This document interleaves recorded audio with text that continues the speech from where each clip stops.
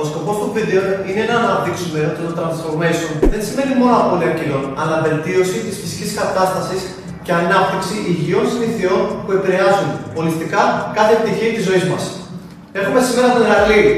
Ηρακλή, ποιο ήταν το κίνητρο να ξεκινήσεις γυμναστική? Επειδή ήμουν πάντα λίγο αθλητής, ήθελα να αποδείξω ότι ακόμα και στα 34 μου θα μπορούσα να πετύχω τους στόχους μου, ειδικά σωματικά.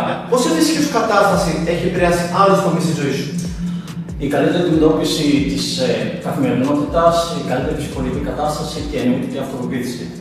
Ποια ήταν η μεγαλύτερη πρόκληση που αντιμετώπισες?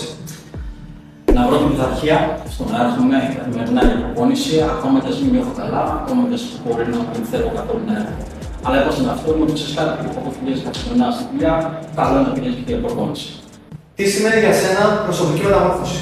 Βελτίωση ψυχολογικής υγείας, αυτοπεποίθηση και ο χώρος, και πάντα υπάρχει χώρος για βελτίωση. Ποιο είναι το μήνυμα που θα ήθελες να παρουσιάσεις σχετικά με το τι σημαίνει transformation στο κοινό που μας παρακολουθεί? Οποιοδήποτε transformation και αν έχετε στο μυαλό σας, να είναι πάντα προσωπικός για αρχή. Και αν δεν ξέρετε πώς, ελάτε στην ομάδα του Black Tiger να σας καθοδηγήσει και όπως και εγώ να πετύχετε τον στόχο σας.